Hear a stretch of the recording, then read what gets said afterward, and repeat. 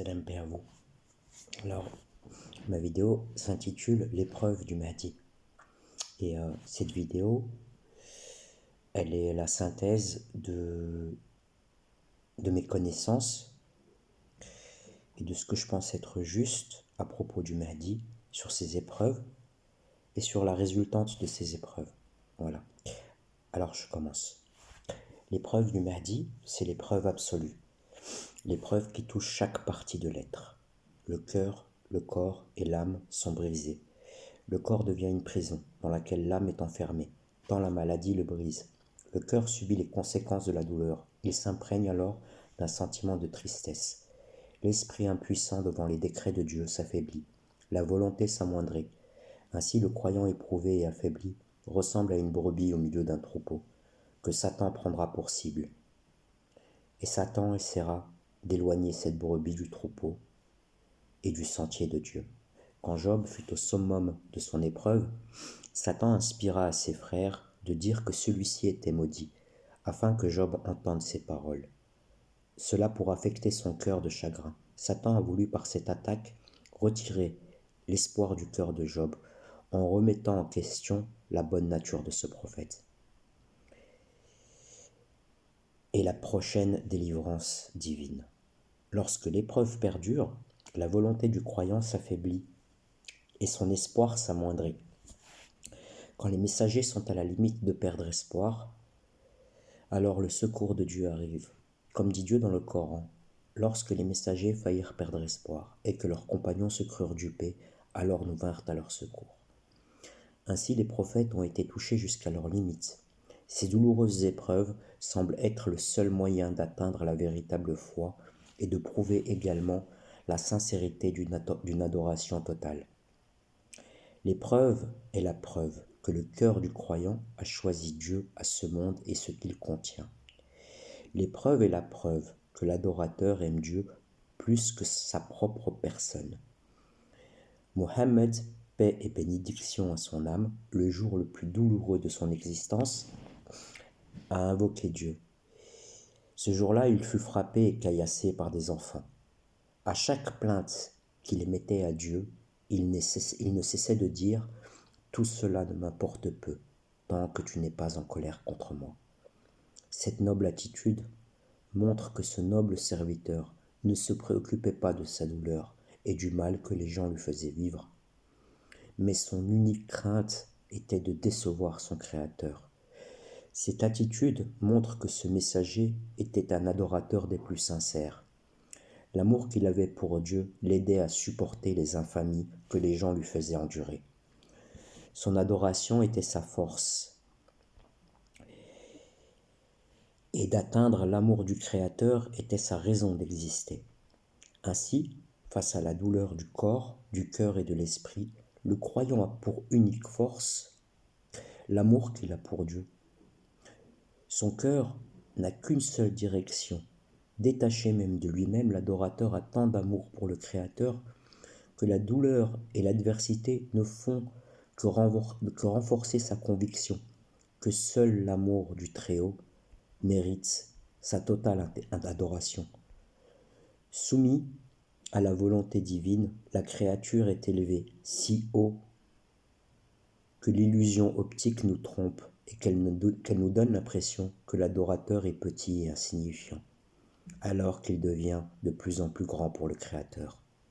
Le croyant éprouvé est touché dans ce qu'il a de plus cher. Ainsi, Dieu dévoile la totale soumission de la créature devant les décrets du Créateur.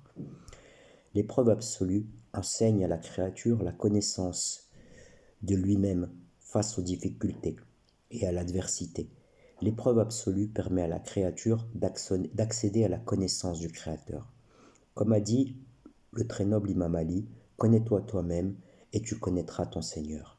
L'épreuve est un ingrédient qui permet à l'éprouvé d'atteindre une totale humilité. Le croyant éprouvé comprend que tout son sort ne dépend que du Créateur. Devant les lourdes épreuves, l'orgueil fond comme la neige au soleil. Ainsi, toute forme d'orgueil est rejetée par le cœur du croyant.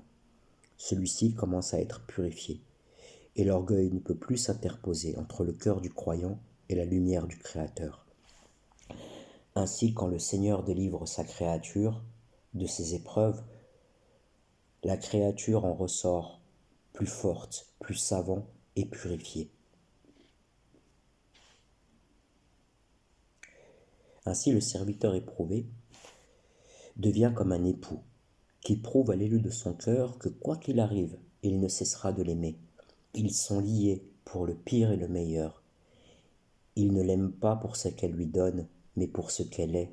Et l'épouse, devant cet amour inébranlable, comprend que l'amour ne se prouve pas, mais qu'il s'éprouve.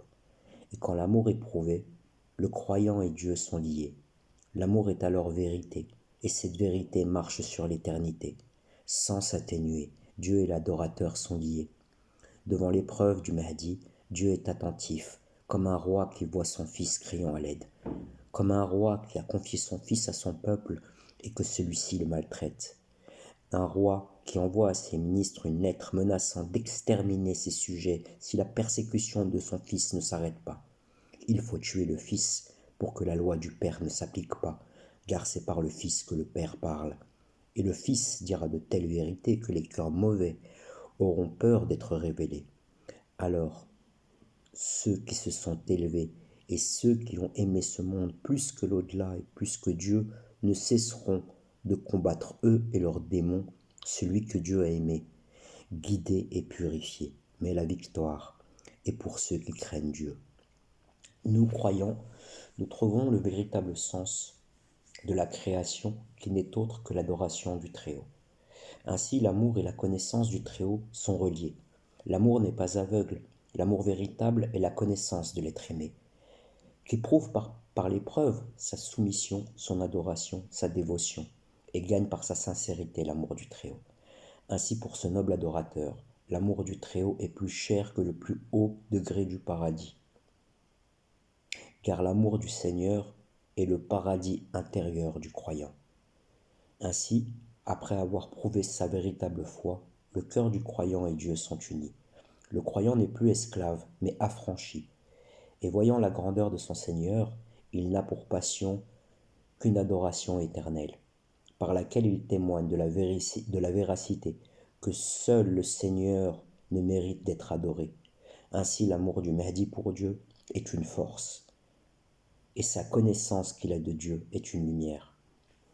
C'est l'amour de Dieu qui a dicté sa loi, et la loi de Dieu devient vivante dans le cœur du croyant, lorsque ce croyant fait le bien par amour pour Dieu, et évite le mal par crainte et amour de son Seigneur. Quand la créature a prouvé sa totale sincérité, l'adorateur et le Créateur s'aiment, et la loi de Dieu prend vie dans son cœur. Cette loi devient le serviteur de l'adorateur, et non le dictateur, car le serviteur a compris que c'est l'amour du Très-Haut qui a inspiré sa loi. C'est cette même loi qui protège l'orphelin, le déshérité, le malade. C'est la loi de Dieu qui protège l'homme de ses propres excès. La loi divine est une voie droite tracée qui empêche le cœur de sortir du sentier de Dieu, afin de protéger la créature de ses propres turpitudes. Comme un père aimant, Dieu protège par sa loi, décrétée aux hommes, les plus faibles parmi les créatures. La loi divine oblige le croyant à donner de son bien. Elle demande aux croyants de bien traiter l'orphelin, à l'époux et à l'épouse d'être fidèles l'un pour l'autre. La loi divine demande aux créanciers d'effacer la dette de l'endetté. Ainsi, la loi divine protège les faibles de ce monde, de leur impuissance, et elle protège les forts de ce monde de leur arrogance. La loi de Dieu prend vie dans le cœur du croyant quand celui-ci aime et craint Dieu au-delà de toute chose. À ce moment-là, le croyant devient vivant, car son cœur a pris vie. Quant à celui qui prend en dérision les obligations du Très-Haut, il est mort, car son cœur est affecté par la noirceur de ses péchés. Et ce cœur a fini par ne plus rien ressentir, et pour au final mourir.